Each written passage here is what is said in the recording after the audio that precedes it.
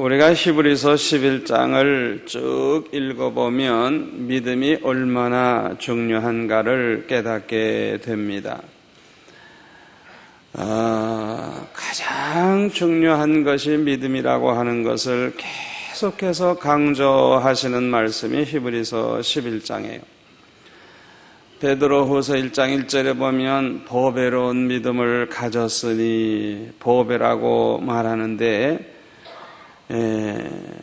세상에서뿐만 아니라 천국에 가서까지 영원한 보배가 되는 것은 믿음입니다. 아멘. 영원히 보배가 되는 것. 보배 중에 가장 큰 보배, 가장 귀한 보배는 믿음의 보배입니다. 여러분 잘 들으세요. 우리 사람의 눈으로 볼 때 형편없는 사람, 아무것도 내놓을 것이 없는 그런 사람이라고 할지라도 그 사람이 보배로운 믿음을 가졌다고 하면 그 사람은 아주 정말 보배로운 그런 신자가 됩니다. 그러나 이와 반대로 아무리 왕의 노릇을 하고 장관 노릇을 하고 박사가 됐고 아무리 굉장한 부자라고 할지라도, 굉장한 사람이라고 할지라도 믿음이 없다고 하면 아무것도 아닙니다. 다시 말하면 어떤 믿음을 가졌느냐에 따라서 그 사람이 굉장히 가치 있고 훌륭한 사람이 될 수도 있고, 인간적으로 모든 걸 다 갖추었다고 할지라도 믿음이 없으면 아무것도 아닌 거예요. 여러분 그거 아셔야 돼요.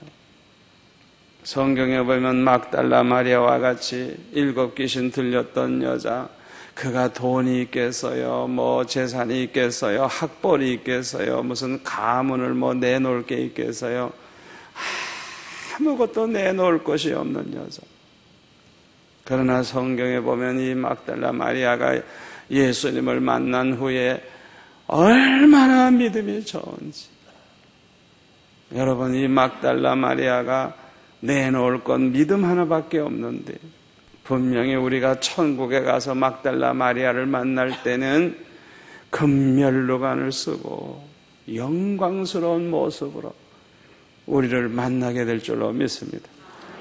세상 사람들은 알아주지 않고 세상 사람들이 볼 때는 아무것도 아닌 그런 사람 같아도 그 막달라 마리아가 가지고 있는 그 믿음이 엄청난 믿음이기 때문에 그 믿음이 그를 복되게 하고 그를 가치 있게 하고 그를 귀하게 하고 그를 영광되게 하고 그를 영원히 참 빛나는 그런 영광을 받게 해주는 것입니다.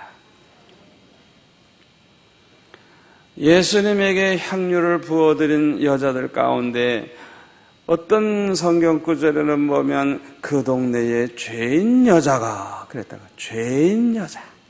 그래서 주석가들은 어떤 사람은 그렇게 얘기해요. 그 동네의 창녀가, 그렇게 해석하는 사람도 있어요. 온 동네 사람들이 다 아는 창녀. 그러나 그가 언젠가 예수님을 만난 후에 변화가 돼가지고 새 사람이 됐는데, 그의 믿음이 얼마나 아름다워졌는지. 200데나리온이나 되는 그런 향료를 주님을 위해서 부어드리고 참 주님 앞에 칭찬을 들은 것을 볼 수가 있습니다. 하나님의 평가는 우리의 믿음을 보시고 평가를 하십니다. 하나님은 우리의 믿음만큼 크게 보세요. 그래서 믿음이 큰 사람은 나이가 어리든지 힘이 있든지 없든지 재산이 있든지 없든지 학벌이 있든지 없든지 하여튼 다른 건 안 보셔. 다른 건 안 보시고 그의 믿음이 크면 큰 자로 보시고 믿음이 작으면 작은 자로 보시는 거예요. 세상적으로 볼 때는 굉장한 사람이라고 할지라도 믿음이 작으면 그 사람은 하나님 앞에서는 작은 자가 되는 거예요. 여러분 그거 아셔야 돼요. 실제로 우리 교회 안에서도 마찬가지예요. 학벌도 굉장하고 세상 지위도 굉장하고 돈도 엄청나게 있고 아무리 그래도 그분이 10년, 20년 남아도 나는 서리집사도 안 시켜요. 왜요? 얘기해 보니까요, 예수님이 그 안에 계신 것 같지가 않더라고요. 너무 믿음이 없어요. 너무 믿음이 없어요. 그러니까 믿음이 없는 그 사람을 서리집사라도 시킬 수가 없어요. 추천할 수가 없어요. 그분이 세상에서는 굉장한 사람이지만은 하나님이 보실 때는 아주 작은 자.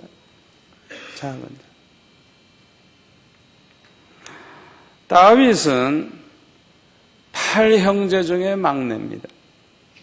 사람의 눈으로 볼 땐 저 막내등이에요. 그러나 하나님이 보실 때는 믿음의 장자요. 8형제 중에 육신으로 볼 때는 막내지만은 믿음으로 볼 때는 다윗이 장자요. 그래서 그는 장자인 것처럼 족보에 나와요. 이거는 하나님 앞에서는 뭐 나이가 많으냐 적으냐 뭐 서열이 앞에냐 위에냐 상관없어요. 믿음이 크면 하나님이 보실 때는 큰 자요. 믿음이 작으면 작은 자요. 믿음이 귀하면 귀한 자요. 믿음이 시시하면 시시한 자인 거예요. 얼마나 믿음이 중요한지 몰라요. 하나님 앞에서는 내 믿음만큼 인정받고 믿음만큼 하나님이 우리를 기뻐하시고 믿음만큼 우리를 축복하시고 믿음만큼 우리를 쓰시고 믿음만큼 하나님이 영광을 받으시는 것입니다. 믿음은 커야 합니다. 예수님은 제자들의 믿음이 작은 것에 대해서 책망을 많이 하셨어요. 마태복음 6장 30절에 보면은 항상 뭘 먹을까 마실까 입을까 염려하는 자들에게 책망하시기를 하물며 너희일까 보냐 믿음이 적은 자들아 그러므로 염려하지 마라.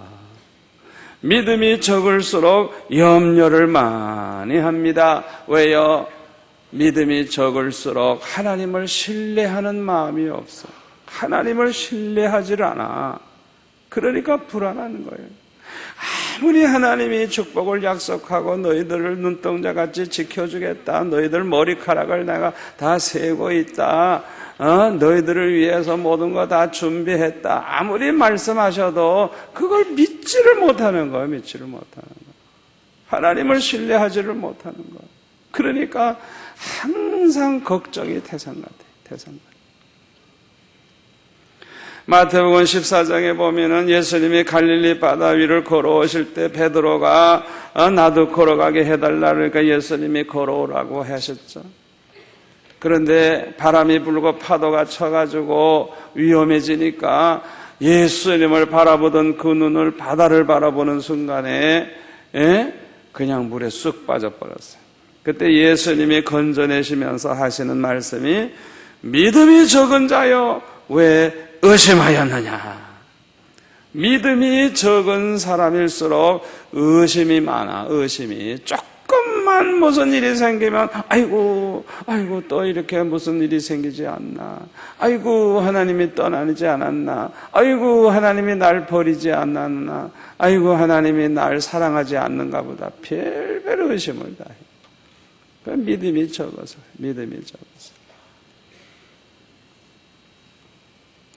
또 마태복음 8장에 보니까 바다에 큰 큰 놀이 일어나가지고 제자들이 탄 배가 그냥 막 뒤집어지려고 그러는데 예수님은 얼마나 피곤하셨는지 그냥 주무시고 계세요. 아마 코도 골았는지 모르겠어요. 아니 이렇게 위험한데 예수님은 어떻게 그렇게 평안하게 주무시는지. 그래서 제자들이 막 흔들어 깨우면서 우리를 구원하소서 하면서 그냥 예수님에게 막 그냥 졸랐죠. 그때 예수님이 일어나셔서 26절에 보면 하시는 말씀이 어찌하여 무서워하느냐 믿음이 적은 자들아. 환난이 일어나고 풍파가 일어나면 두려움을 갖는다고 하는 것 자체가 그 믿음이 적어서 그런 거예요. 여러분, 아무리 환난이 일어나고 풍파가 일어나도 생사화복은 하나님의 손에 있습니다. 내가 죽고 사는 거, 흥하고 망하는 거, 부하고 가난해지는 거 하나님의 손에 있습니다. 환난에 달려있는 게 아닙니다. 풍파에 달려있는 게 아닙니다. 여러분, 여호사밧 왕 때에 적들이 연합군을 이루고 쳐들어왔다 그래서 손해보는 거 아니에요. 어떻게 보면 나라가 위기에 처해가지고 굉장히 어렵지만은 하나님이 함께 하시니까 그들이 찬양하면서 나아갈 때에 그 원수들이 자기들끼리 싸우고 어떻게 해가지고 살아남은 사람이 하나도 없어 그냥. 그래서 그들이 전쟁 때에 가지고 온 물자, 재물, 금은 보화, 옷, 곡식 이런 거 그냥 얼마나 많은지 그거 놓고 다 죽어서 그거 옮기는 데만 해도 4일인가 걸렸죠. 그러니까 그냥 물자만 가지고 오고 다 죽어버린 거예요. 환난이 오히려 축복이 된 거예요. 지금도 그런 역사는 얼마든지 일어납니다. 아무리 사업이 어렵고 어쩌고 저쩌고 태풍이 오고 어쩌고 저쩌고 해도 하나님이 함께 하시고 축복하시면 더 잘 되고 더 복을 받고 아멘. 죽고 사는 거, 흥하고 망하는 거 하나님의 손에 있어요. 또 우리는 죽으면 천국 가잖아요. 천국. 생각해 보세요. 이 고생스러운 세상 끝나고 이제 주님 만날 거 생각하면 얼마나 좋아요. 왜 두려워해요? 두려워해. 죽어도 좋다고 큰 소리 좀 치지. 두려워하지 마세요. 마태복음 17장에 보니까 간질병으로 고생하는 아들을 가지고 있는 그 아버지가 제자들 보고 고쳐달랬더니 못 고쳤어요. 그래서 예수님이 고쳐주셨는데 제자들이 예수님께 물었죠. 우리는 왜 그 간질병을 일으키는 그 귀신을 왜 우리는 쫓아내지 못하였나이까? 그때 예수님이 말씀하시기를 믿음이 적은 영혼이라. 그러니까 제자들이 항상 지적을 당하는 것, 책망을 받는 것은 다른 게 아니에요. 믿음이 너무 적다. 너무 믿음이 적다. 매사의 문제는 믿음이 적어서 문제다. 저와 여러분도 마찬가지예요. 믿음이 부족하기 때문에, 믿음이 적기 때문에 문제예요. 믿음만 강하면, 믿음만 크면 문제될 거 하나도 없어요. 아멘? 여러분들이 어떤 문제를 가지고 오늘 밤에 나왔다고 할지라도 믿음만 온전하다고 하면, 믿음만 강하다고 하면 문제가 되질 않아요. 정말 우리에게 문제가 되는 것은 믿음이 너무 없어. 믿음이 너무 작아. 그게 문제가 되는 거예요. 그게. 그런데 아무리 큰 믿음이 있어 보여도 행함이 없으면, 믿음의 행위가 없으면 죽은 믿음이에요. 죽은 믿음이라고 하는 말은 믿음이 없는 것과 같다는 것. 여러분, 내가 믿음이 있는 만큼 그 믿음이 내 말로 내 행위로 나타나게 돼 있어요. 중요합니다. 그 사람이 평소에 하는 말, 하는 행동, 살아가는 모습을 보면 그거 자체가 그 사람의 믿음을 보여주고 있는 거예요. 굉장히 중요한 겁니다. 굉장히 중요한 거예요. 바리새인들은 큰 믿음이 있어 보였지만은 사실은 믿음이 없는 사람들이었어요. 왜? 믿음의 행위를 보여주질 않아요. 그들은 율법의 지식을 많이 가지고 있는 사람들이에요. 하나님이 계시다고 믿는 사람들이에요. 천국과 지옥과 천사와 부활과 하나님의 심판을 믿는 사람들이에요. 일회에 2번씩 금식하는 사람들이에요. 바깥과 해안과 근처의 11조까지 모든 소득의 11조를 철저히 드리는 사람들이에요.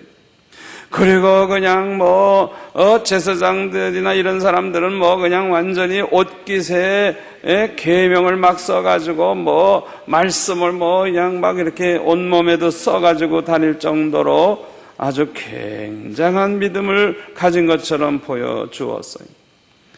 그러나 마태복음 23장에 보니까 예수님은 그들을 향해서 화 있을진저 외식하는 서기관들과 바리새인들이여 하면서 책망을 했어요. 왜냐하면 믿음으로 살지 아니했기 때문인 것입니다. 믿음의 행위가 없었어요. 믿음이 있다고 하는 걸 보여주지를 못하고 있는 거예요. 다시 말하면 그들은 죽은 믿음의 사람들이었어요. 자, 예수님이 지적한 걸 보면요. 첫째로 그들은 외식하는 자들이었어요. 한마디로 말해서는 겉과 속이 다른 사람들이었어요. 마태복음 23장 27절에 보니까 너희들은 꼭 회칠한 무덤과 같다고. 회칠한 무덤. 겉을 볼 때는 그냥 회칠을 했으니까 하얗고 깨끗하고 좋아. 그러나 그 속에는 그냥 죽은 뼈와 그냥 벌러지와 그냥 지저분하고 냄새나는 그냥 그런 것이 가득히 차 있는 것처럼 너희들 모습이 꼭 회칠한 무덤과 같아. 겉으로 볼 땐 번드르르하고 겉으로 볼 때는 경건하고 신령한 것 같지만은 그 마음 중심을 꿰뚫어 보시는 주님이 볼 때는 그 마음 속에 얼마나 더럽고 음란하고 악하고 거짓되고 그냥 그 썩은 시체와 똑같아요. 그러니까 예수님께서 책망을 하셨죠.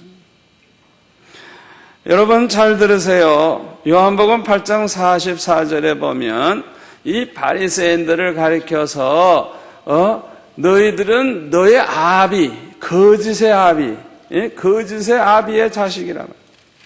그러니까 철저하게 이중적이고 철저하게 겉과 속이다는 것. 사람은 속일 수 있지만 하나님은 속일 수가 없습니다. 그래가지고 뭐라고 말씀을 합니까? 너희들은 거짓말쟁이라. 거짓말쟁이. 너희 아비, 너희 아비가 마귀란 말이에요. 마귀가 거짓말쟁이요. 그러니까 너희도 거짓말쟁이라. 네 아비를 닮아가지고. 두 번째로 그들은 살인자, 악한 자들이었어요. 마가복음 12장 40절에 보면 과부의 가산을 삼켰다 그랬어요. 아니 그래 과부들을 도와줘야지 과부들의 재산을 슬쩍슬쩍 다 뺏어먹는 이런 악독한 사람 어디 있겠어요? 누가복음 16장 14절에 보면 그들은 하나님보다 돈을 더 좋아하고 사랑했어요. 그래서 마태복음 23장 33절에 보면 뱀들아 독사의 새끼들아 너희가 어떻게 지옥의 판결을 피하겠느냐. 예수님이 책망을 하시면 좀 겁을 먹고 회개할 마음을 가져야 되는데 어떻게 하면 저 예수를 죽일꼬. 세상에 이런 악독한 인간들이 어디 있겠어요. 그러니까 선지자들이 바른 소리하고 말씀을 전하면 그들을 다 죽였어요. 예수님도 바른 말씀하니까 예수님을 죽일 생각만 했어요. 아주 악한 사람들. 세 번째로 그들은 하나님을 사랑하는 마음이 없었어요. 요한복음 5장 42절에 보면 하나님을 사랑하는 마음을 가지고 있지 않았다. 누가복음 11장 42절에 보면 하나님께 대한 사랑을 버렸다고. 여러분, 여기 하나님께 대한 사랑을 버렸다고 하는 것은 곧 믿음을 버렸다고 하는 말과 같아요. 우리의 믿음이 좋으면 좋을수록 하나님을 사랑하는 마음이 뜨거운 거예요. 아멘? 우리가 하나님을 얼마나 아느냐도 중요하고 하나님을 얼마나 의지하느냐도 중요하지만 가장 중요한 건 뭐냐면 내가 하나님을 얼마나 사랑하고 있느냐가 중요합니다. 아멘? 아멘? 잘 들으세요. 잘 들으세요. 여러분들이 이렇게 철학기도도 나오고 새벽 예배도 나오고 이렇게 열심히 있는 거 다 좋아요. 그러나 그보다 더 중요한 것은 지금 여러분들 마음속에 하나님을 사랑하는 마음이 얼마나 있느냐, 그게 중요한 거예요. 아멘. 예배를 드려도 얼마나 하나님을 사랑하는 마음 가지고 예배드립니다. 찬양을 해도 얼마나 하나님을 사랑하는 마음으로 찬양을 하느냐. 헌금을 해도 얼마나 하나님을 사랑하는 마음으로 헌금을 하느냐. 그게 곧 그 사람의 믿음을 보여주는 것. 믿음의 행위예요. 믿음의 행위. 그리고 네 번째로 마태복음 23장 15절에 보니까 이들은 교인 하나를 얻기 위해서 그냥 강을 건너고 산을 넘고 이래가지고 한 사람을 얻으면 배나 더 지옥 자식이 되게 한다 그랬어요. 누가복음 11장 52절에 보면 지식의 열쇠를 가져가고 노예도 들어가지 않고 또 들어가고자 하는 자를 막았다. 자기도 천국에 안 들어가고 다른 사람도 못 들어가게 하는 이런 못된 사람들이었어요. 다섯 번째로 마태복음 3장 7절 이하에 보니까 요한이 세례를 베풀 때 그들이 찾아왔어요. 그러니까 독사의 자식들아, 누가 너희를 가르쳐 임박한 진노를 피하라 하더냐. 그러므로 회개에 합당한 열매를 맺으라 그랬어요. 이들이 왜 이런 책망을 들었는 줄 압니까? 그들이 회개할 마음이 없어요. 회개할 마음이 없어요.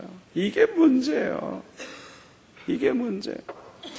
그러니까 예수님이 얼마나 은혜롭고 좋은 말씀을 많이 하셨습니까? 그러면 회개해야 되잖아요. 근데 회개할 마음은 안 갖고 어떻게 예수를 죽일고 그 궁리만 하는 거예요, 세상에. 얼마나 속상해, 얼마나 속상해. 회개할 마음이 없어.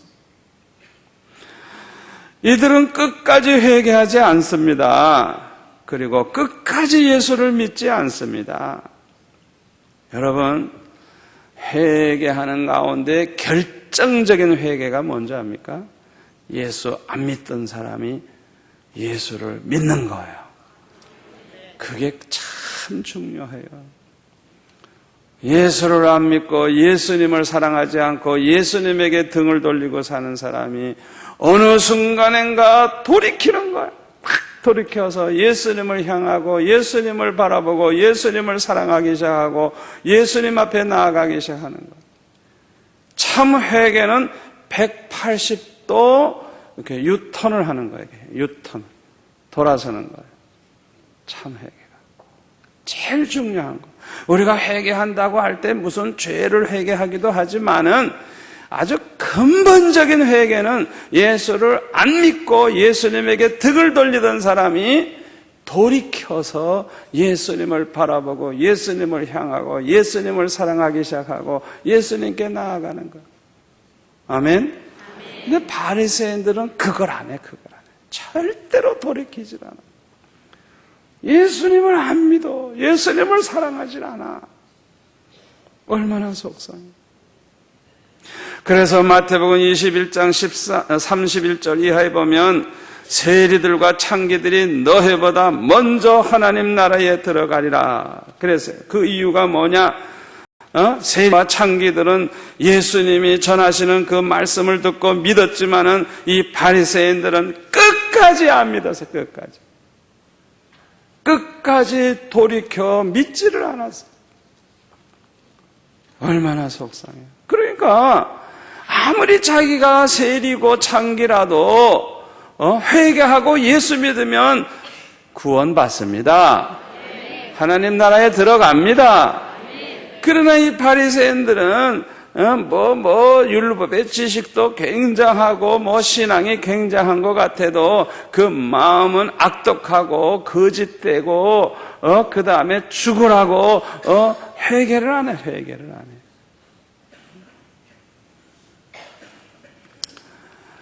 믿음이 있느냐 없느냐 하는 것은 사랑이 있느냐 없느냐 그거 보면 알아요.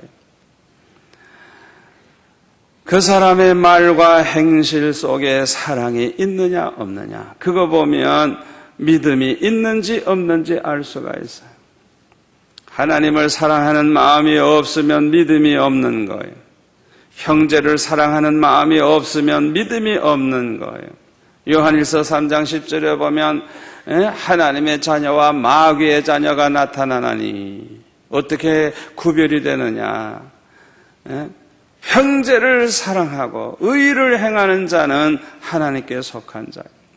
의를 행치 아니하고 형제를 사랑치 아니하는 자는 하나님께 속한 자가 아니요 마귀에 속한 자라고 분명하게 가르쳐주고 있어요. 야고보서 1장 26절 한번 볼까요? 우리 372페이지 한번 찾아봐요. 야고보서 1장 26절 372페이지 1장 26절 27절 같이 읽겠습니다.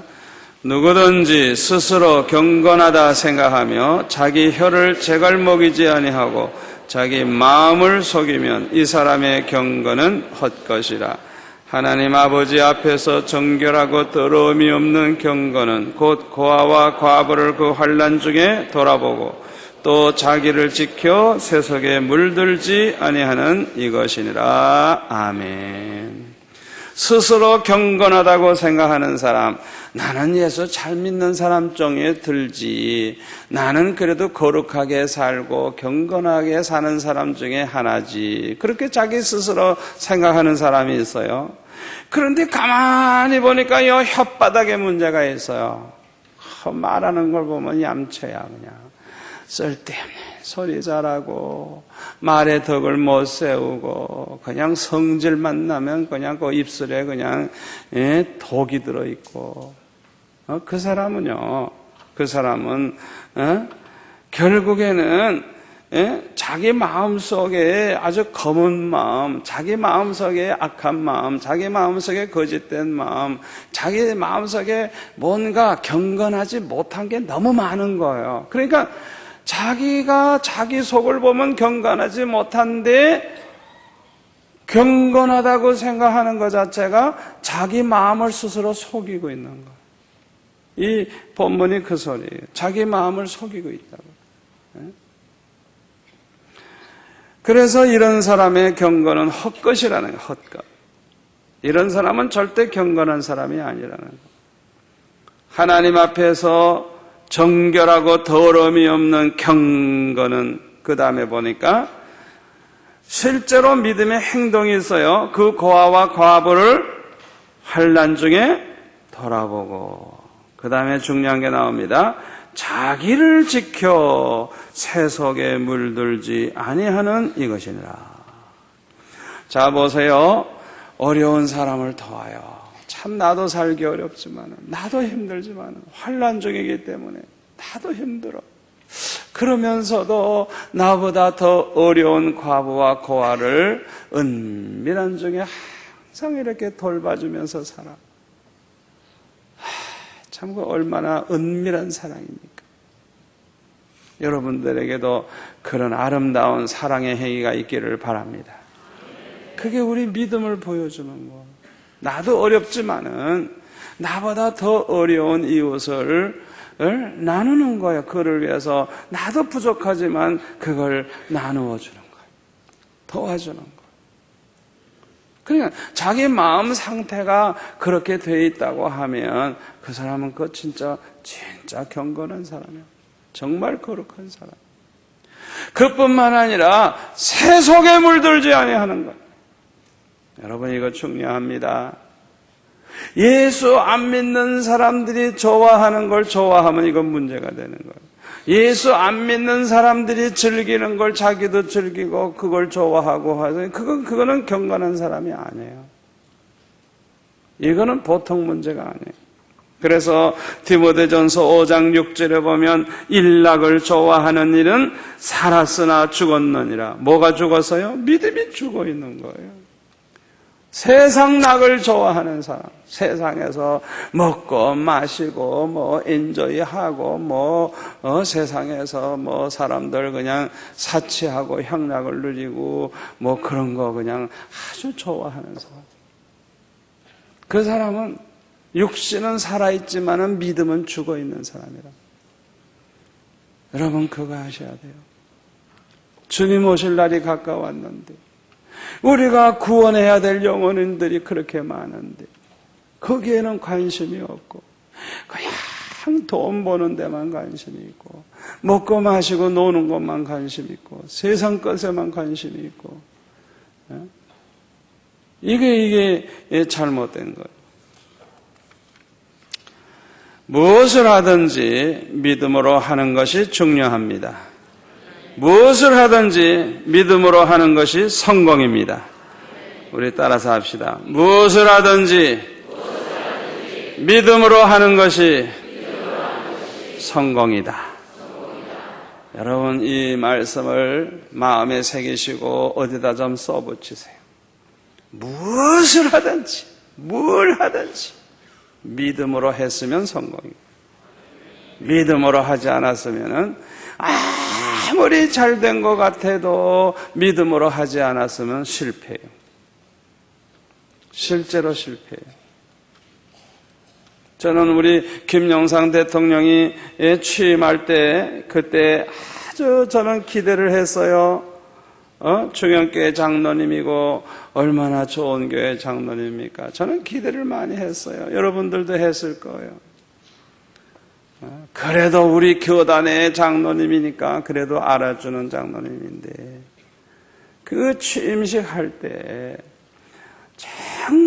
정말 본인이 하나님을 믿는 사람이라고 하면 참 내가 하나님의 은혜로 대통령 된 걸 하나님께 감사한다고 하면서 우리나라가 하나님의 축복을 받아야만 잘 된다고 그 말을 했더라고 하면 그 말한 그대로 하나님은 책임을 주셨을 것입니다. 기적을 주셨을 것입니다. 그런데 그런 말을 한 번도 안 했어요. 얼마나 아쉽고 얼마나 안타까웠는지. 여러분, 아무리 자기가 성공적으로 대통령 하려고 그래도요, 하나님이 축복하지 않으면 안 돼요. 아멘.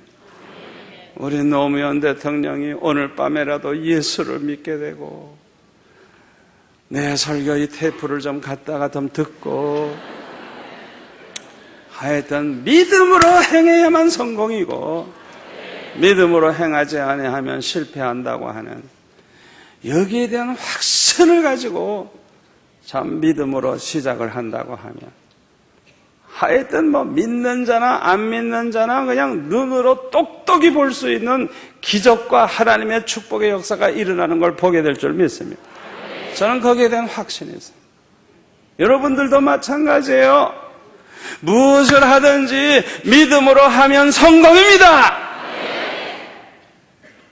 오늘 철학기도에도 마찬가지예요. 우리가 어떤 믿음을 가지고 지금 철학기도 하느냐가 중요한 거예요. 믿음 없이 그냥 세월을 보내지 마세요. 말도 믿음으로 해야 됩니다. 믿음의 말은 하나님을 기쁘시게 합니다. 믿음의 말은 축복을 가져옵니다. 믿음의 말은 기적을 일으킵니다. 여러분, 믿음의 말을 하세요. 믿음의 말을 하세요. 아브라함이 창세기 22장에 보면 독자 이삭을 모리아 산으로 데려갈 때 나무도 있고 불도 있지만은 재물은 어디 있나이까 했을 때 여호와께서 자기를 위하여 친히 준비하시리라. 하나님이 다 준비해 놨다. 아브라함이 어떤 믿음으로 그 말을 했는지 모르지만 얼떨결에 했는지 모르지만 하여튼 그 말 자체는 믿음의 말이에요. 믿음의 말대로 이루어졌습니다. 여러분, 하나님은 좋으신 하나님. 여러분이 아무리 좋게 얘기해도 더 좋으신 하나님. 하나님은 사랑의 하나님. 하나님의 사랑을 여러분들이 아무리 과장을 하고 아무리 확대해서 얘기해도 그보다 더 좋으신, 더 사랑이 많으신 하나님. 제가 지금까지 예수 믿어보니까 그래요. 하나님의 사랑을 아무리 크게 표현해도 너무너무 크기 때문에 그 사랑을 다 표현할 수가 없어요. 그렇기 때문에 믿음의 말을 담대히 하세요. 담대히 하세요. 담대히 하세요. 믿음의 말을 하는 대로 축복받아요. 제가 우리 교회 개척을 할 때 28년 전에 믿음의 말을 했어요. 어떤 믿음의 말을 했느냐? 하나님은 나를 위해서 언제나 가장 좋은 것을 주신다. 이야, 이 말을 들었을 때 하나님이 뭉클하셨을까? 그 말을 책임져야 되니까 하나님이 이제 바쁘시죠? 좋으신 하나님, 나를 위해서 가장 좋은 걸 주시는 하나님. 가만히 생각해 보니까 내가 가지고 있는 모든 것이 가장 좋더라고요. 와이프도 가장 좋더라고요. 세상의 여자들 아무리 봐도 그보다 더한 여자가 없더라고요. 그런 여자가 나타나면 내가 마음이 설레일 텐데. 아무리 사모님을 봐도 그만한 사모가 없더라고요.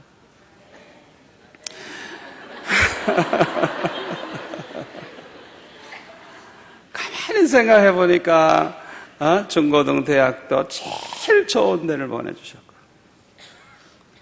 또 보니까 제일 좋은 이 해운대 바닷가에서 살게 하시고, 공기도 좋고 경치도 좋고, 하여튼 개척할 때 그 믿음이 생기는데요, 뭐 돈 걱정이고 아무것도 걱정이 없고 하나님이 나를 위해서 가장 좋은 걸 주시는데, 야, 어디가 가장 좋지? 그냥 가장 좋은 데를 찾아보는 거예요. 그 믿음이 있으니까. 그래서 가만히 보니까 그 당시에 수영 로타리에 집이 한 채도 없고 완전히 벌판인데, 아우, 가만히 보니까 이게 로타리라. 야, 이거 금싸레기 땅이 되겠구나. 이야, 이 자리가 이거 나중에 팔아도 너 돈 많이 벌겠구나. 딱 보니까 이게 제일 좋은 땅이야. 그래가지고 다른 기회가 많았지만은 그런 데는 다 그냥 거부하고 그냥 그 로타리에 파는 사람이 있는가 가보라고. 그러니까 파는 사람이 있더라고요. 아주 싸게. 월남전 패망해가지고 막 도망갈 때 금덩어리 챙기려고 막 그냥 배도 팔고 뭐 땅도 팔고 막 그럴 때 아주 그때 쌌습니다. 그래가지고 그 로타리에 믿음으로 그 땅을 사고 믿음으로 거기에서 개척을 한 거예요. 아멘. 그러니까 내 마음에도 믿음을 가졌지만 저는 믿음의 말을 했어요. 하나님은 나를 위해서 언제나 가장 좋은 걸 주시는 하나님입니다. 여러분들도 믿음으로 그렇게 말할 수 있기를 바랍니다. 얼마나 중요한지 몰라요. 저는요, 이 성전을 지을 때도요, 내 마음속에 그냥 하나님께 대한 그 신뢰하는 마음과 믿음이 생기는데요, 우리가 계산을 딱 해보니까 300억은 들겠다 이거예요. 그런데 저는 300억이라고 하는 걸 손에 쥐어본 적도 없어요. 내 이름으로는 나는 별로 재산이 저는 전혀 없으니까 그런 걸 가져본 적이 없지만, 내 안에 믿음이 생기는데 300억이라고 하는 것이 어떻게 생각이 되냐면 종이 쪽지 하나에다가 수표에다가 300억 하고 딱 종이 쪽지 하나 주면 300억이거든요. 아니 여러분 생각해 보세요. 돈 많은 사람이 300억짜리 수표 하나 주면 끝나잖아요. 그런데 이 세상에서 아무리 돈 많은 사람보다 하나님보다 더 많은 사람 어디 있어요? 아멘? 그러니까 아무것도 아니더라고요. 아무것도 아니더라고요. 그런데 제 마음속에 믿음이 생기는데 돈 걱정이 하나도 안 되는 거예요. 언제나 넘치게 하실 거라는 확신이 생기는 거예요. 그래서 저는 걱정도 안 되고 확신이 생겨서 여러분들에게 헌금 작정하지 말라고, 걱정할 필요 없다고, 하나님이 넘치게 주실 거라고, 여러분이 기도만 하라고, 기도만 하라고 믿음의 말을 한 거예요. 그 말대로 되지 않았어요? 아멘? 내 믿음대로 되리라 하신 말씀대로 내 믿음대로 말한 그대로 다 됐잖아요. 여러분 앞으로 어떻게 살까 잘 생각해 보세요. 가장 잘된 모습을 생각해 보세요. 하나님이 가장 잘되게 해 주실 걸 상상하세요. 그러면서 그대로 말을 하세요. 이렇게 된다, 두고 봐라. 하나님이 이렇게 축복한다, 두고 봐라. 믿음의 말을 하세요. 믿음의 말을. 아멘.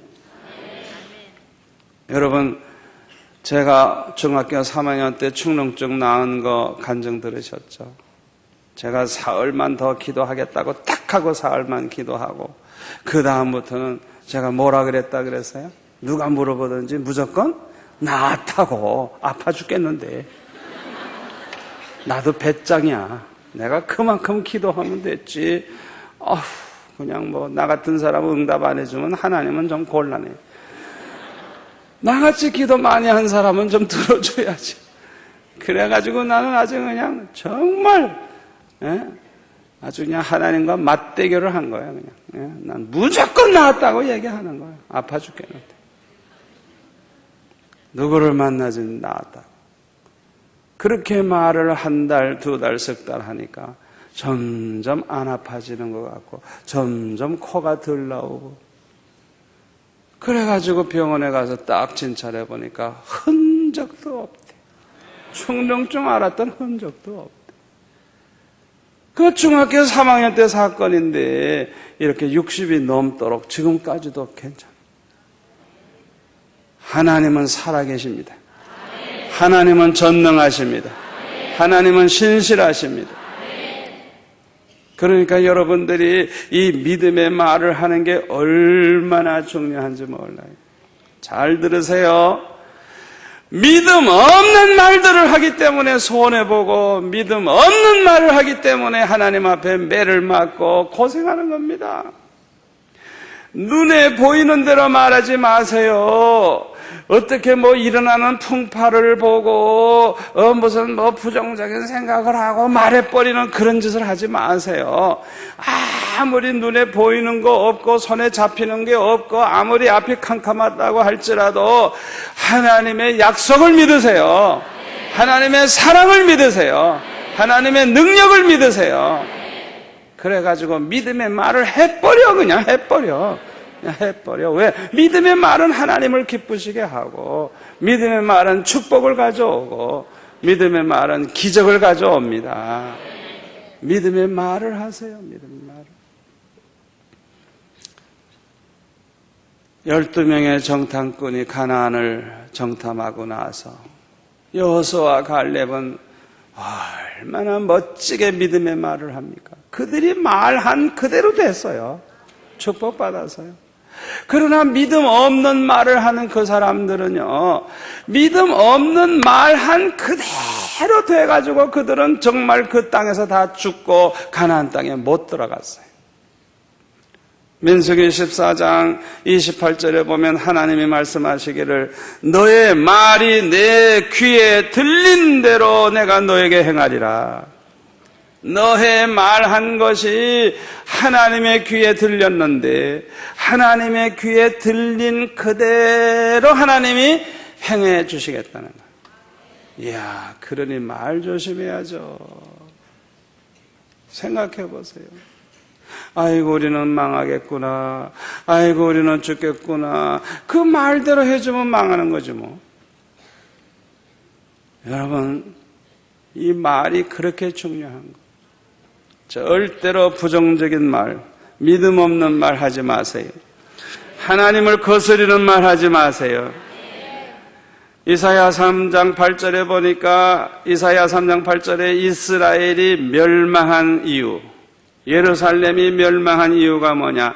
그들의 언어와 행위가 하나님을 거스려 그 영광의 눈을 촉범하였음이라. 하나님 앞에 얼마나 못된 짓을 하고 못된 말을 하는지 하나님의 그 영광의 눈을 손가락으로 이렇게 삿대질하면서 이렇게 그냥 하나님을 열어두시면, 세상에 어떻게 그런 못된 짓을 합니까? 말과 행동으로. 그래서 너희들이 망했다. 그러니까 우리가 칼로만 사람 죽이는 게 아니에요. 이 혓바닥으로 말로도 사람을 죽이는 거예요. 마찬가지로 하나님을 막 대적하고 하나님의 영광을 가리우는 행동을 우리가 말로도 얼마나 많이 합니까?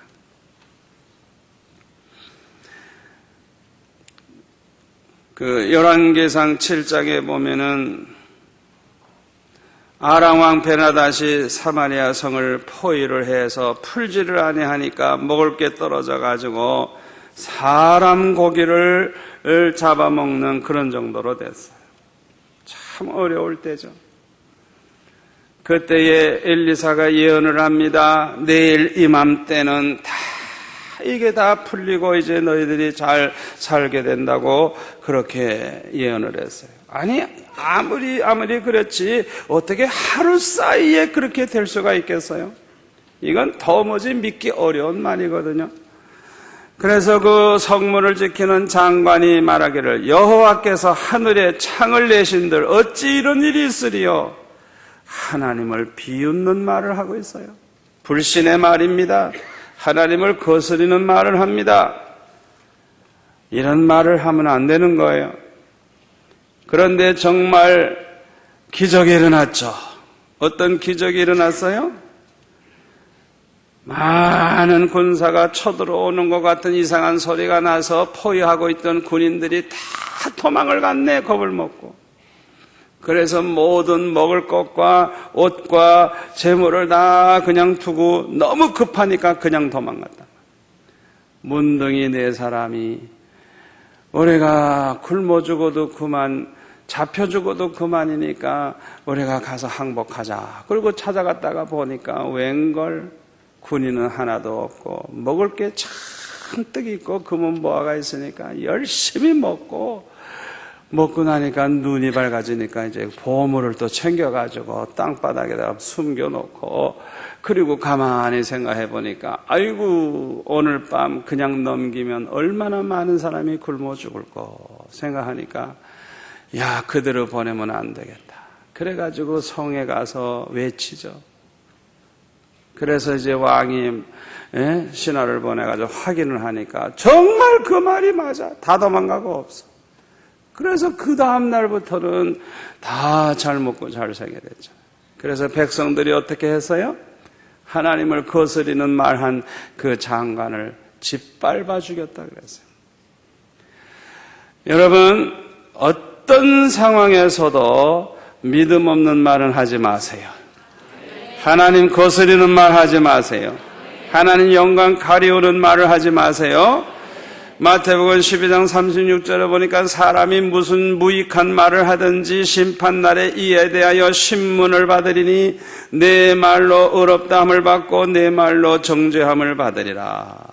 무슨 무익한 말이든지 함부로 하지 말라는 것.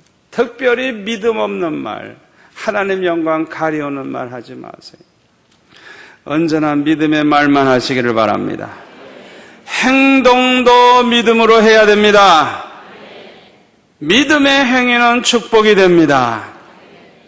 마태복음 8장 5절에 보면 가버나움 백부장, 그는 참 이방인이지만은 얼마나 믿음이 좋은지 몰라요. 자기 하인이 중풍병으로 고생하는 것을 보고 불쌍히 여기고 예수님에게 사람을 보내가지고 이 중풍병자를 고쳐달라고. 자기가 아픈 게 아니에요. 많은 하인이 있는데 그 중에 하나 아픈 그 사람을 그렇게 걱정을 하고 그를 위해서 예수님께 사람을 보내고 자기 밑에 사람을 그렇게 사랑하는 거 보면 그가 믿음이 아주 굉장히 좋은 사람이에요. 그리고 그의 말이 또 얼마나 믿음이 좋아요. 자기 수하에도 많은 신하들이 있어서 가라 하면 가고 오라 하면 온다 이게. 그런데 나 같은 죄인이 어떻게 주님 앞에 오시라 가시라 할 수가 없으니까 그저 말씀만 하옵소서. 주님 말씀만 하옵소서. 그대로 순종만 하겠습니다. 그 소리죠. 이야, 그 얼마나 좋은 믿음이에요. 주님 말씀만 하옵소서. 주님 뜻대로 말씀대로 순종만 하겠사오니 말씀만 하옵소서. 얼마나 좋은 믿음이에요. 그래서 예수님이 뭐라고 말씀하세요? 이스라엘 중 아무에게서도 이만한 믿음을 만나보지 못하였노라 말씀하시면서 가라 내 믿은 대로 될지어다. 주님이 축복하시니까 그 시간에 주님의 말씀이 떨어지는 그 순간에 하인의 중풍병이 나았다 그랬어요. 믿음의 행위는 기적을 가져옵니다. 축복을 가져옵니다. 또 마태복음 9장 20절에 보니까 12해를 혈루증으로 앓던 여인은 예수님의 소문을 듣고 예수님께 갔을 때 사람들이 너무 많으니까 자기 순서가 언제 올지 모르잖아요. 그런데 이 여자는 믿음이 있어서요. 아, 저렇게 전지전능하신, 저렇게 능력이 있으신 분이라고 하면 내가 그저 그 겉옷에 손만 대도 낫겠구나 하는 그 믿음. 여러분들도 그렇게 생각합니까? 아, 우리 예수님이 하나님이시고 하나님의 아들이신데 못하실 게 뭐가 있겠어요?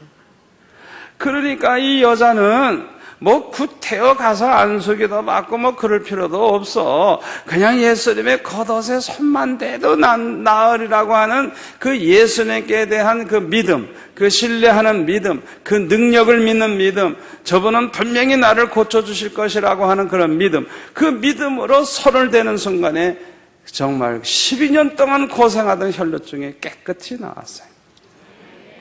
예수님이 뭐라고 축복하십니까? 딸아 안심하라 내 믿음이 너를 구원하였느니라. 이 여인의 그 믿음을 이렇게 축복하셨어요.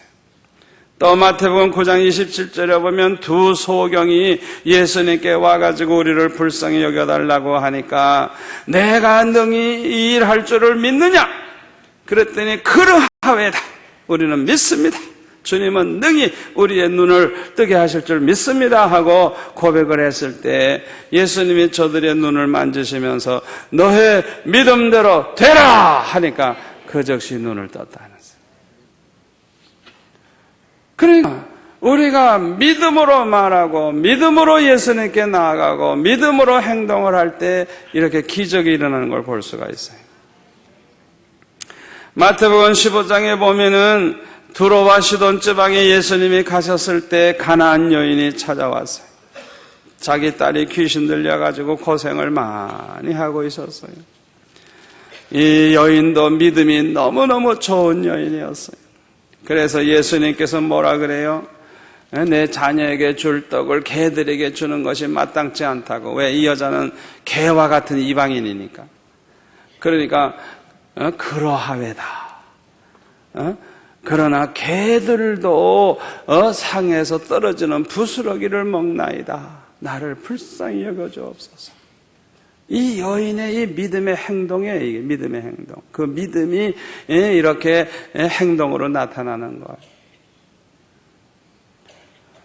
주님이 아무리 안 들어줄 것 같이 해도 절대로 실망하지 않고 절대로 의심하지 않고 절대로 부정적인 생각을 하지 않고 끝까지 주님을 믿고 그렇게 겸손히 나아갈 때 예수님이 뭐라고 칭찬해요? 28절에 보니까 여자야 내 믿음이 크도다 내 소원대로 되리라. 여러분 믿음으로 행하시기를 바랍니다. 우리가 하나님 앞에 드리는 제사도 믿음으로 드려야 됩니다. 오늘 보면 히브리서 11장 4절에 보니까 믿음으로 아벨은 가인보다도 나은 제사를 하나님께 드림으로 의로운 자라 하시는 증거를 얻었으니 하나님이 그 예물에 대하여 증거하심이라 그랬어요. 창세기 4장에 보면 가인은 땅의 소산으로 제물을 삼아 드렸고 아벨은 양의 첫 새끼와 그 기름으로 제물을 삼아서 하나님 앞에 드렸어요. 그러니까 이 가인이 하나님 앞에 제사 드릴 때 드린 이 제물은 전혀 믿음이 없는 거예요. 이거는 믿음이 없는 거예요. 그런데 아벨은 양의 첫 새끼와 그 기름으로 드린 걸 보면 하나님께서 분명히 아담에게도 그 제사 지내는 방법을 가르쳐 주셨을 거예요. 그러니까 아주 정도를 따라서 아주 바르게 하나님이 기뻐하시는 제물을 준비해서 드린 거. 양의 첫 새끼. 양의 첫 새끼. 그건 하나님의 것이거든요, 사실. 양의 첫 새끼와 그 기름으로 정성을 다해서 드렸어요. 여러분, 그것이 단순한 문제가 아닙니다. 하나님이 원하시는 대로 하나님이 기뻐하시는 하나님 말씀을 따라서 그렇게 정성을 다하는 것이 그 사람의 그 믿음을 보여주는 거예요. 아멘? 그런데요, 더 중요한 게 하나 있어요. 그게 뭐냐 하면 잠언 15장 8절에 보면 악인의 제사는 하나님께서 연락지 아니하신다 그랬어요. 그런데 요한일서 3장 12절에 보니까 가인과 같이 하지 마라. 저는 악한 자에게 속하여 자기 아우를 죽였으니 어쩐 연고로 죽였느냐. 자기의 행위는 악하고 아우의 행위는 의로움이니라. 세상에 그런 악독한 인간이 어디 있어요? 자기 아우는 행실이 의로워가지고 하나님이 연락하시고 기뻐하셨지만은 자기는 악독하기 때문에 제사를 드릴 때 악인의 제사는 하나님이 연락지 않으니까 제사가 연락 안 됐으면 자기가 문제라는 걸 알고 회개해야 되는데 아우는 하나님 앞에 잘 되고 자기는 잘못되니까 그냥 아우를 죽여버렸으니 세상에 얼마나 악독한 인간입니까? 그러니까 이렇게 심보가 고약하고 이렇게 악한 사람이 제물을 아무리 드리고 제사를 하루에 12번씩 드리면 뭐 하겠어요? 하나님이 그 제사를 받으겠어요? 하나님은 악인의 제사를 미워하신다 그랬는데 연락하지 않아요. 그렇기 때문에 우리가 하나님 앞에 정말 하나님이 기뻐하시는 예배를 드리려고 하면 우리가 헌금을 하나 해도 정말 하나님을 사랑하는 마음으로 해야 되고, 아멘. 또 내 마음 상태, 내 행실을 돌이켜봐가지고 하나님 앞에 내가 악독하지는 않은지, 내가 죄악이 그대로 있지는 아니한지 그걸 살펴가지고 하나님 앞에 회개하는 마음을 가지고 그렇게 예배를 드려야 하나님께서 기뻐하시는 예배가 믿음의 예배가 될 줄 믿습니다.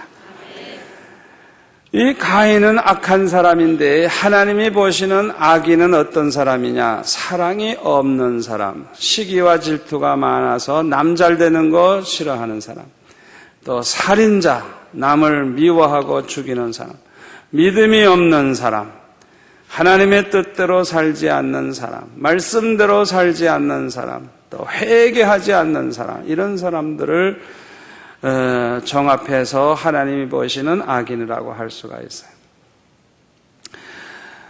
우리는 일평생 믿음으로 살아야 합니다. 히브리서 11장 5절에 보니까 믿음으로 에녹은 죽음을 보지 아니하고 옮기었으니 하나님이 저를 옮기심으로 다시 보이지 아니하니라. 저는 옮기우기 전에 하나님을 기쁘시게 하는 자라 하는 증거를 받았느니라. 아멘. 창세기 5장 21절에 보니까 에녹은 65세에 무두셀라를 낳고 300년 동안을 더 살았는데 하나님과 동행하면서 살다가 죽음을 보지 아니하고 하늘나라에 올라갔는데 그가 하늘나라로 옮기기 전에 하나님을 기쁘시게 하는 자라 하는 증거를 받았다는 거예요. 다시 말하면 65년 동안은 그렇게 못 살았어. 그런데 무두셀라를 낳을 때 특별히 은혜를 받은 거야. 그때 무슨 사건이 있긴 있어요.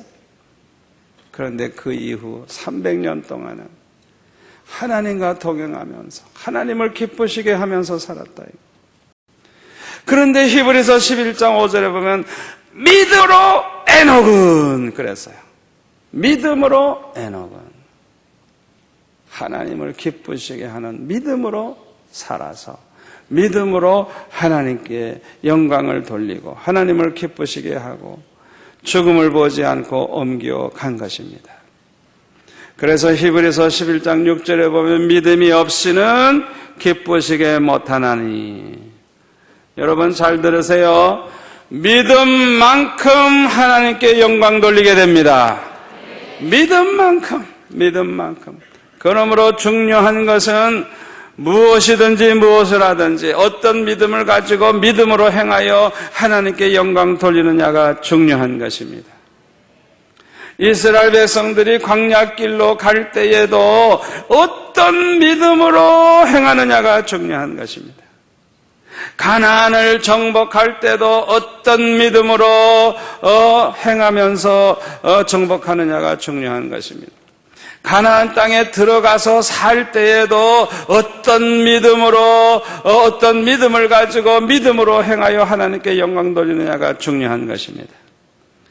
우리가 성전을 지을 때도 얼마나 크게 짓느냐, 얼마나 잘 짓느냐, 그거보다 더 중요한 게 뭐냐? 어떤 믿음으로 지었느냐가 중요한 것입니다. 헤롯 성전은 아주 크게 잘 지었어요. 그러나 하나님과는 상관이 없는 성전입니다. 왜? 전혀 믿음이 없는 사람이, 예수도 안 믿고 하나님도 안 믿는 사람이, 너무너무 죄를 많이 범한 악하는 이 사람이 성전을 짓는데 정치적인 목적으로 유대인들의 마음을 사로잡으려면 성전만 지으면 끝난다, 이런 계산을 가지고 했지 믿음으로 한 게 아니에요. 잘 들으세요. 여러분이 헌금을 100억을 했어도 믿음으로 하지 않고 다른 계산으로, 다른 야심으로, 어떤 그런 생각으로 했다면 그건 하나님과 전혀 상관이 없는 것.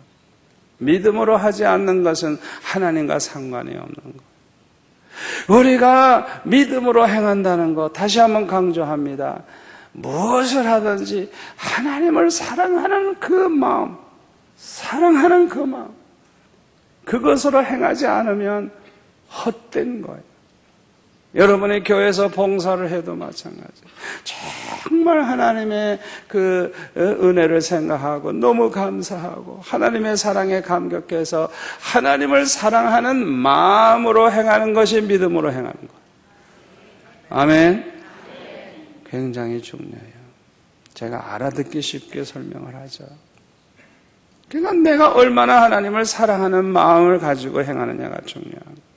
성전을 질 때도 얼마나 하나님을 사랑하는 마음을 가지고 성전을 짓고, 헌금을 해도 얼마나 정말 하나님 사랑하는 마음 가지고 성전 거쳐 헌금을 했느냐, 그게 중요한 거예요. 솔로몬이 예루살렘 성전을 잘 지었지만은 성경을 보면 분명히 알 수 있는 것은 다윗의 믿음만큼 믿음으로 행하지 않았어요. 다윗의 믿음은 대단합니다. 자기가 성전을 직접 짓지는 않았지만은 미리 금은 보아 다 준비하고 성전 지을 설계를 따라서 미리 돌도 다 깎아놓고 만들어 놓고 백향목도 미리 갖다가 다 준비해놓고 그냥 그 다윗의 그 하나님 사랑하는 마음, 다윗의 그 믿음이 대단해요. 하나님을 얼마나 기쁘시게 했겠어요. 그러나 솔로몬은 그만한 믿음이 없었어요. 그래서 성전 건축 후에도 믿음으로 살지를 아니했어요. 역대하 35장을 한번 찾아보세요. 708페이지. 중요한 성경 구절이 하나 있어요. 역대하 35장 18절 708페이지. 역대하 35장 18절 찾으신 분은 저하고 같이 읽겠습니다.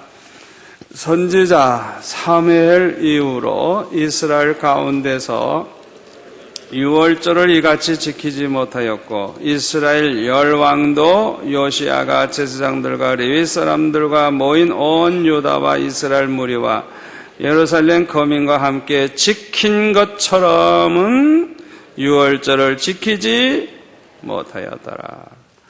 여러분, 사무엘 이후라고 해서 사무엘 이후에 사울 왕이 있죠, 다윗 왕이 있죠, 솔로몬이 있죠. 이 솔로몬이 제일 부자죠. 성전 건축도 기가 막히게 했죠.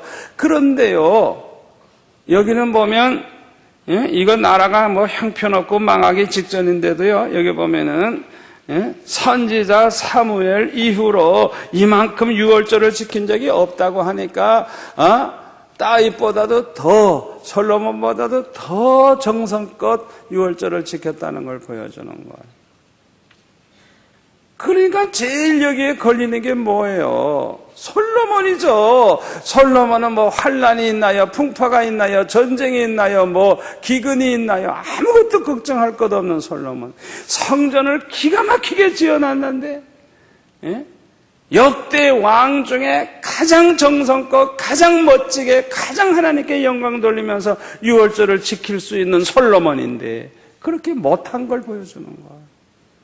그리고 이방 여자들을 그냥 왜 그렇게 많이 그냥 처와 첩으로 얻었는지, 1000명이나 얻어가지고 여자들에게 정신 다 빠져가지고 60세에 죽었으니까 나보다 빨리 죽었어. 그렇게 산 것도 오래 산 거야. 그러니까 우상숭배도 하고 나중에 뭐 형편없이 타락하잖아. 믿음으로 살지 않으니까. 성전 잘 지으면 뭐해요? 성전에 들어가 기도를 했겠어요? 예배를 제대로 드렸겠어요? 밤낮 술 먹고 밤낮 많은 여자들에게 쌓여가지고. 아이고, 속상해요, 속상해. 우리는 믿음의 조상들의 믿음의 행위를 본받을 수 있기를 바랍니다. 제가 설교 준비는 다 했지만 시간이 많이 가서 그만하겠어요. 아브라함의 일생을 보면서 그가 믿음으로 행한 사건이 많이 있어요. 우리가 본받아야 할 일이 많이 있어요. 요셉과 같은 믿음의 조상도 정말 우리가 본받아야 될 믿음의 행위가 많아요. 다니엘도 그래요. 에스더도 그래요. 다 이 믿음의 조상들의 그 행위는 믿음의 행위예요. 그걸 우리가 본받아야 돼요. 누가복음 8장에 보면은 예수님을 따라다닌 여인들이 나와요. 막달라 마리아를 비롯해서 이 여인들은 예수님과 제자들을 섬기기 위해서 항상 따라다니면서 자기 집에서 가져온 쌀, 자기 집에서 가져온 반찬, 자기 집에서 가져온 걸 가지고 항상 식사 때마다 준비를 해서 대접을 하면서 성경에 보니까 예수님과 제자들 3년 동안 이 여자들이 따라다니면서 그 뒷바라지를 다 해줬어요. 알고 보니까 참 얼마나 아름다운 믿음의 사람들인지.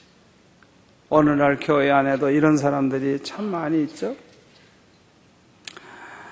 이제 결론의 말씀을 드립니다. 예수님의 12 제자에게 가장 필요한 게 뭐냐? 큰 믿음입니다. 그래서 예수님은 이들에게 큰 믿음을 갖게 하기 위해서 첫째로 예수님과 가까이 있게 하셨어요. 두 번째로는 예수님의 말씀과 행위를 다 듣고 보게 하셨어요. 세 번째로는 전도 훈련을 시켜서 직접 나아가서 귀신을 쫓아내고 복음을 전하게 훈련을 시키셨어요. 네 번째로는 그들에게 성령의 세례를 약속하셨고 그 성령의 세례를 약속대로 부어주셔서 비로소 성령 충만, 믿음 충만한 제자가 되게 하셨어요. 그래서 그들은 그 믿음으로 전 세계에 복음을 전하게 된 것입니다. 하나님께서, 예수님께서 제자들에게 큰 믿음을 갖게 하기 위해서 행하신 걸 보면 우리도 그렇게 하면 내 믿음이 커지겠구나 알 수 있어요. 여러분, 주님을 가까이 하세요. 교회 출석을 자주자주 하세요. 성전 중심으로 사세요. 항상 성전에 나오기를 즐거워하고, 성전에 나와 예배하고, 성전에 나와 기도하고, 제자들을 그냥 항상 데리고 다니신 것처럼 우리는 항상 교회를 가까이 하고 주님을 가까이 하시기를 바랍니다. 두 번째로는 예수님의 말씀과 행위를 듣고 보게 하신 것처럼 믿음은 들으면서 난다 그랬죠? 믿음은 말씀을 들으면서 생기는데 언제나 하나님의 말씀을 열심히 듣고 믿음의 사람들이 어떻게 사는가를 보시기를 바랍니다. 세 번째로는 전도 훈련을 시키셨죠? 우리가 하나님의 말씀대로 행할 때 믿음이 살아나고 또 그 말씀을 전할 때 믿음이 커집니다. 여러분이 그거 아셔야 돼요. 우리 자신이 말씀대로 살 뿐만 아니라 그 말씀을 남에게 가르치고 전하고 어떻게 해서든지 한 영혼이라도 구원하려고 애를 쓸 때 우리의 믿음은 쑥쑥 자라난다는 것을 믿으시길 바랍니다. 그리고 성령의 세례, 성령의 충만함을 받을 때 사도행전 6장 3절에 보면 성령과 믿음이 충만한 사람 이렇게 나와요. 그러니까 성령 충만할 때 믿음이 가장 충만한 거예요. 아멘. 그래서 우리는 항상 기도 생활 열심히 해서 언제나 성령의 은혜로 충만해서 믿음 충만한 성도가 되시기를 바랍니다. 오늘 주신 말씀 생각하면서 아버지 나에게 큰 믿음을 주세요. 우리 한 2, 3분 동안 기도합시다. 두 손을 높이 들고 주여! 아버지 하나님 감사합니다. 감사합니다. 오늘